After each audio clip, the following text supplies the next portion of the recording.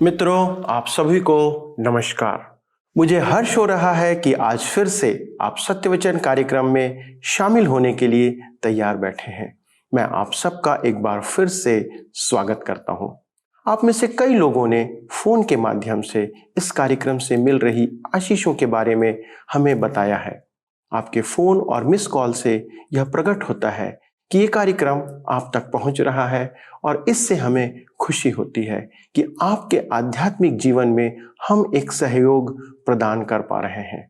आपके आध्यात्मिक बढ़ोतरी की गवाही दूसरों को प्रोत्साहित करने में भी मदद इस बात से मिलती है जब आपके फोन और मिस कॉल हमें आते हैं। अतः आप किसी भी प्रकार की भागीदारी बहुतों के उत्थान के लिए आशीष का कारण बन सकती है। इसलिए निरंतर अपनी आशीषों को हमारे साथ साझा करते रहें या बांटते रहें। हमारे नए दर्शकों को मैं बताना चाहता हूं कि हम इस कार्यक्रम में हमारे सृष्टिकर्ता परमेश्वर के उद्देश्यों को जानने का प्रयास करते आ रहे हैं, जो हमारे जीवन के लिए पवित्र शास्त्र अर्थात बाइबल में दर्शाया गया है। पवित्र शास्त्र बाइबल किसी वर्ग विशेष के लिए नहीं लिखी गई है। यह संपूर्ण मानव जाति के लिए जीवन का मार्गदर्शन है। सत्य की जानकारी की कमी के कारण मनुष्य एक दिशाहीन जीवन में उलझ जाता है। मनुष्य परमेश्वर की सर्वोच्च रचना है, यानी हम और आप परमेश्वर की दृष्टि में अनमोल हैं। इसलिए परमेश्वर पवित्र शास्त्र के माध्यम से इन अंतिम दिनों में मानव जाति से बातचीत कर रहा है। वह आपके साथ भी बातें करना चाहता है। इसलिए इस कार्यक्रम के आप हिस्सा हैं। इस अध्ययन श्रृंखला में हम पिछले अध्ययन से यूहन्ना के द्वारा लिखे बाइबल के 43वें पुस्तक का अध्ययन करते आ रहे हैं। हमने पिछले अध्ययन में इसके परिचय को देखना आरंभ किया था। आज हम इसे आगे बढ़ाएंगे ताकि हम यूहन्ना के पुस्तक की महत्व को समझ सकें और तब हम पहले अध्याय के पहले 2 पद के ऊपर मनन करेंगे। ये 2 पद कितने अहम हैं, हमें आज इस अध्ययन के द्वारा समझ आएगा। यीशु ने कहा, मैं जीवन की रोटी हूँ। उसने विशाल जनसमूह को चमत्कारी रूप से भोजन कराया और वहां से चला गया, क्योंकि वह नहीं चाहता था कि मनुष्य पेट के कारण उसे श्रद्धा अर्पित करे। आज जिसके पास खाने को भोजन है, वे यीशु को जीवन की रोटी नहीं मानते हैं। मित्रों, इस सुसमाचार में यीशु अपने आप को जीवन की रोटी ही नहीं बल्कि जगत की ज्योति, मार्ग, जीवन और सच्चाई भी कहता है। पूर्वी संसार उस समय विनाश के कगार पर था, जैसे आज है। उनके लिए यूहन्ना का संदेश था और आज भी है। यूहन्ना 20 अध्याय उसके 30 और 31 पद में हम पढ़ते हैं, यीशु ने और भी चिन्ह चेलों के सामने दिखाए जो इस पुस्तक में लिखे नहीं गए, परंतु ये इसलिए लिखे गए हैं कि तुम विश्वास करो कि यीशु ही परमेश्वर का पुत्र मसीह है और विश्वास करके उसके नाम से जीवन पाओ। मेरे मित्र, आज संपूर्ण संसार को इसी की आवश्यकता है, धर्म की नहीं। हमारे इस अध्ययन से पूर्व मैं आपका ध्यान कुछ विशेष बातों की ओर आकर्षित करना चाहता हूँ। सबसे पहली बात, मत्ती, मरकुस और लूका के सुसमाचार सिनॉप्टिक सुसमाचार कहलाते हैं, क्योंकि वे एक ही दृष्टिकोण से लिखे गए हैं, परंतु यूहन्ना का सुसमाचार भिन्न है। आइए देखें। पहला, मत्ती और मरकुस यीशु के आश्चर्य कर्मों पर अधिक ध्यान देते हैं। लूका यीशु के दृष्टांतों पर ध्यान देता है, परंतु यूहन्ना ऐसा कुछ नहीं करता है। दूसरी बात है, यूहन्ना यीशु के चमत्कारों को चिन्ह स्वरूप व्यक्त करता है और उन्हीं चमत्कारों का उल्लेख करता है जो किसी महान सत्य को उजागर करते हैं, जैसे जीवन की रोटी पर उपदेश के बाद जनसमूह को भोजन कराना। यूहन्ना के सुसमाचार में 11 विशेष चिन्ह दिए गए हैं। तीसरी बात है, यूहन्ना के सुसमाचार में दृष्टांत नहीं दिए गए हैं। यूहन्ना 10 अध्याय के 6 में दृष्टांत शब्द आया है, परंतु उसका मूल अर्थ उपदेश है। अच्छे चरवाहे की कथा दृष्टांत नहीं है। मित्रों, यूहन्ना का वृतांत समय के क्रम में है। यदि आप इसे ठीक से समझें तो यीशु के 3 वर्षीय जीवनी को आसानी से समझ लेंगे। जैसे वह 1 अध्याय के 29 पद में लिखता है, दूसरे दिन, और पद 35 में फिर दूसरे दिन। वह तर्क सम्मत ही नहीं वरन क्रमवार भी है।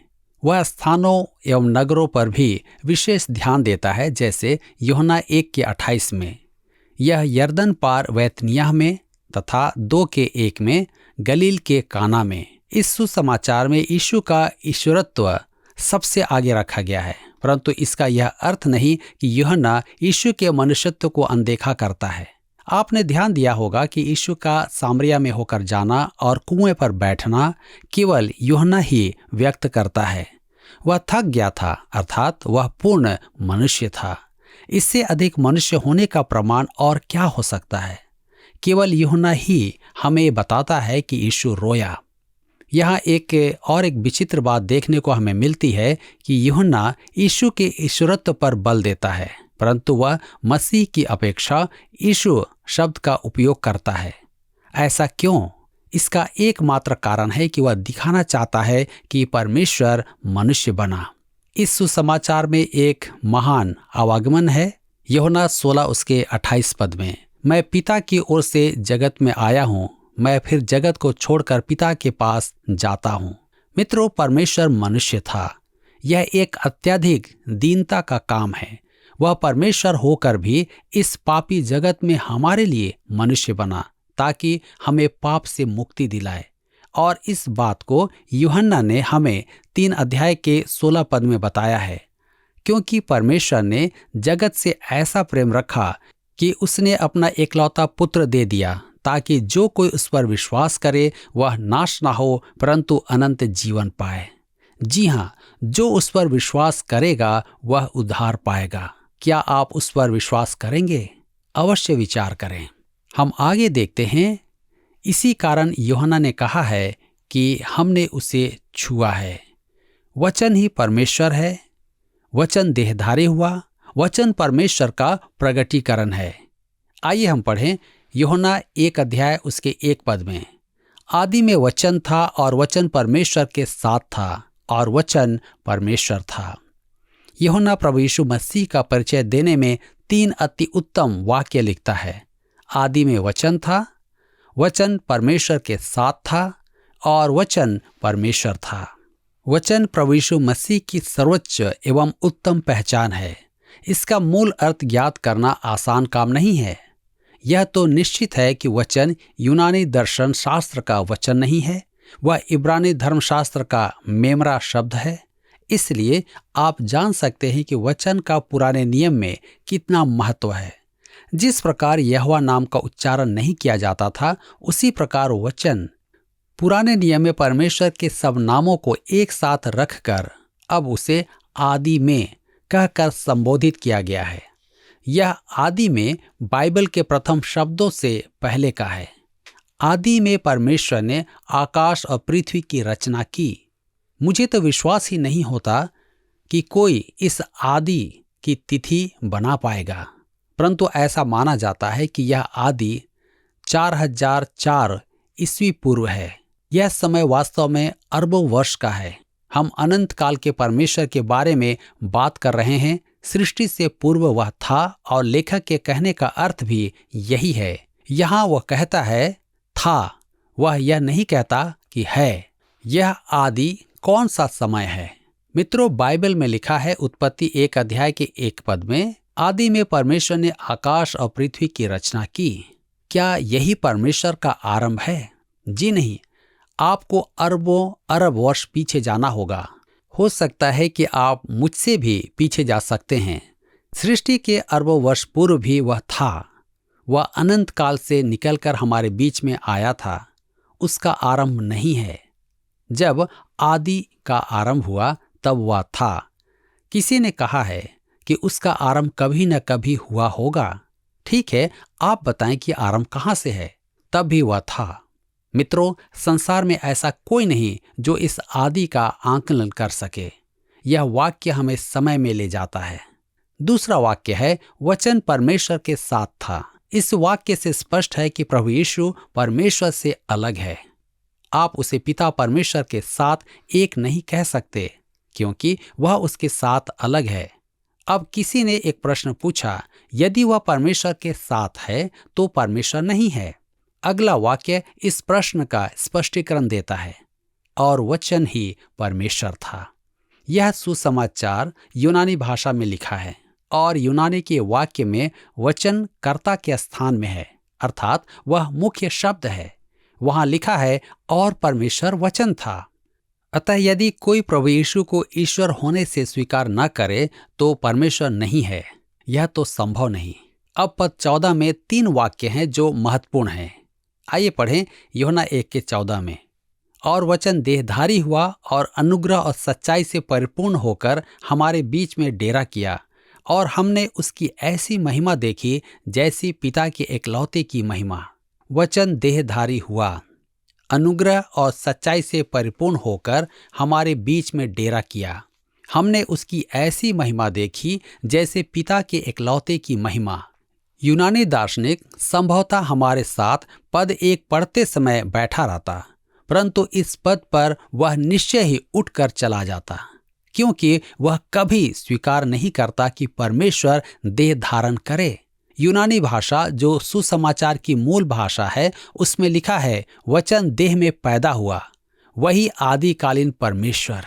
दूसरा उपवाक्य अनुग्रह और सच्चाई से परिपूर्ण होकर हमारे बीच में डेरा किया। पौलुस हमारी देह के लिए डेरा शब्द का प्रयोग करता है। दूसरा कुरिन्थियों की पत्री 5 अध्याय उसके 1 पद में, क्योंकि हम इस नाशमान एवं क्षणभंगुर देह में वास करते हैं, इसलिए परमेश्वर ने भी देह में वास किया। तीसरा वाक्य, हमने उसकी ऐसी महिमा देखी जैसी पिता के इकलौते की महिमा, अर्थात अनुग्रह और सच्चाई से परिपूर्ण। यहाँ परिपूर्ण से अर्थ है इससे अधिक और कुछ नहीं हो सकता। वह संपूर्ण ईश्वरत्व लेकर यहाँ आया था। पद 18 में हम पढ़ते हैं, परमेश्वर को किसी ने कभी नहीं देखा, एकलौता पुत्र जो पिता की गोद में है, उसी ने उसे प्रकट किया। यूहन्ना कहता है कि परमेश्वर को किसी ने नहीं देखा। यूहन्ना रचित सुसमाचार 2:24 में यीशु ने उस सामरी स्त्री से कुएं पर कहा था कि परमेश्वर आत्मा है, अर्थात मानवीय आंखों से वह दिखाई नहीं देगा। अब आप पूछेंगे कि पुराने नियम में परमेश्वर प्रकट हुआ है, याकूब ने परमेश्वर से मल्लयुद्ध किया था। मित्रों, आप ध्यान से पढ़ेंगे तो समझ में आएगा कि पुराने नियम में जहां जहां परमेश्वर का प्रकटीकरण है, वह वास्तव में उसके स्वर्गदूतों की उपस्थिति थी। दूसरा वाक्य, एकलौता पुत्र। नेस्ले का जर्मनवासी विद्वान था, जिसका अनुवाद मुझे सबसे उत्तम प्रतीत होता है। उसके अनुसार यह वाक्य है एकमात्र परमेश्वर। हमारी आम धारणा यह है कि वह परमेश्वर से कम है, परंतु ऐसा नहीं है। वह सेवक अवश्य बना, परंतु उसने स्वयं कहा, यूहन्ना रचित सुसमाचार 6:38 पद में, क्योंकि मैं अपनी इच्छा से नहीं वरन अपने भेजने वाले की इच्छा पूरी करने के लिए स्वर्ग से उतरा हूं। वह न तो परमेश्वर के सिर से और न ही उसके पांव तले से आया था, वह पिता की गोद में से आया था। वह परमेश्वर की इच्छा प्रकट करने को आया था। तीसरा वाक्य, उसी ने उसे प्रकट किया। यूनानी भाषा का जो शब्द प्रकट के लिए है, उसका अर्थ है बाहर निकाला। जगत का परमेश्वर जो आदि में था, वह बाहर निकल आया, अर्थात देह को धारण किया। मेरे मित्र, अदृश्य परमेश्वर को देखने और जानने के लिए आपको मसीह यीशु को निहारना होगा। अब आइए हम पद 1, पद 14 और पद 18 के पहले वाक्य साथ साथ रख करके देखें। आदि में वचन था, वचन देहधारी हुआ, परमेश्वर को किसी ने कभी नहीं देखा। आप परमेश्वर को नहीं देख सकते क्योंकि वह आत्मा है। हम उसे कैसे जान पाएंगे? इस कारण वह देह में उपस्थित हुआ। हम स्वर्ग में चढ़कर तो उसे नहीं देख सकते, अतः वह पृथ्वी पर उतर आया और हमारे बीच में डेरा किया कि हम परमेश्वर को जानें। आइए अब हम फिर से पद 1, पद 14 और पद 18 के दूसरे वाक्यों को साथ रखें। वचन परमेश्वर के साथ था, हमारे बीच में डेरा किया, एकलौता पुत्र जो पिता की गोद में है। अब यहाँ ध्यान दें, वचन परमेश्वर के साथ बराबर स्तर पर था। स्वर्गदूत उसे दंडवत करते थे। फिलिपियों को पौलुस ने लिखा, फिलिपियों की पत्री 2:6 में, जिसने परमेश्वर के स्वरूप में होकर भी परमेश्वर के तुल्य होने को अपने वश में रखने की वस्तु न समझा। इसका अर्थ यह है कि उसने परमेश्वर होने के लिए परिश्रम नहीं किया, वह परमेश्वर ही था और उसका स्थान कोई नहीं ले सकता था। वह 33.5 वर्ष इस संसार में मानव बनकर रहा। क्यों? क्योंकि आप परमेश्वर को व्यक्तिगत रूप से अधिक आसानी से देख पाएंगे और उसके गुणों को समझ पाएंगे। एकमात्र वही है जो हम पर परमेश्वर को प्रकट कर सकता है। अब हम तीनों पदों के तीसरे वाक्यों को एक साथ रख करके देखेंगे। वचन ही परमेश्वर था। हमने उसकी ऐसी महिमा देखी जैसे पिता के एकलौते की महिमा। उसी ने उसे प्रकट किया। जब वह पृथ्वी पर आया तब भी वह परमेश्वर ही था, अनुग्रह और सच्चाई से परिपूर्ण। उसी ने परमेश्वर को प्रकट किया। वही है जिसने परमेश्वर को हमारे सामने रखा कि हम उसे व्यक्तिगत रूप में देख पाएं। मित्रों, क्या आपने देखा कि परमेश्वर का प्रबंध हम मनुष्य जाति के लिए कितना अद्भुत है। सर्वप्रथम परमेश्वर ने हमें अपने स्वरूप में बनाया और एक स्वतंत्र इच्छा प्रदान किया और चुनाव की स्वतंत्रता दिया है। हमें किसी बंधन में नहीं रखा गया है, लेकिन आदम और हवा ने, हमारे आदि माता पिता ने जिसे मना किया गया था उसे चुना। इस प्रकार संसार में पाप आया, या कहें कि पाप संसार में प्रवेश किया और हमारा संबंध हमारे सृष्टिकर्ता परमेश्वर से अलग हो गया और मनुष्य उसके बाद दुख, पीड़ा, रोग, मृत्यु द्वारा दंड का भागी बन गया। अंततः मनुष्य सच्चे परमेश्वर से दूर हो गया। मित्रों, क्या आप जानते हैं कि परमेश्वर अपनी अद्भुत रचना मनुष्य से इतना प्रेम करता है कि वह उसे पुनः मूल अवस्था में लाने के लिए उसने प्रयास किया।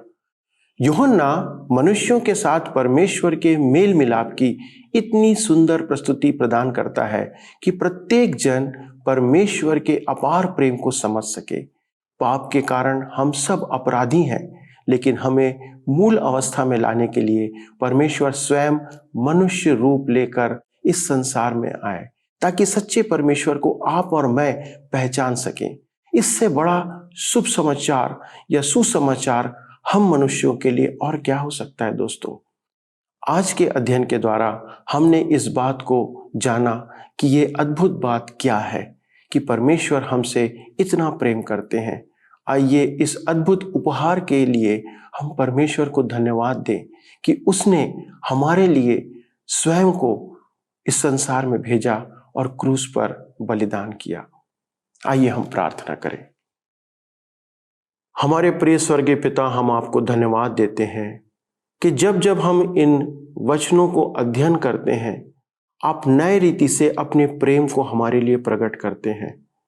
पिता, हम धन्यवाद देते हैं कि आपने प्रभु यीशु को इस संसार में भेजा। एक मनुष्य के रूप में आकर उसने हमारे समान दुख को उठाया, हर एक बातों में परखा गया और उसके बाद भी वह विश्वास योग्य बना रहा और अंततः उसने अपने प्रेम को इस रीति से प्रकट किया कि हमारे पापों के बदले उसने उस क्रूस को उठाया और अपना प्राण हमारे बदले उस क्रूस के ऊपर बलिदान किया। पिता, आपको धन्यवाद देते हैं कि आज वो जीवित है और वो आपके दाहिने हाथ बैठ करके हमारे लिए निरंतर विनती करता रहता है।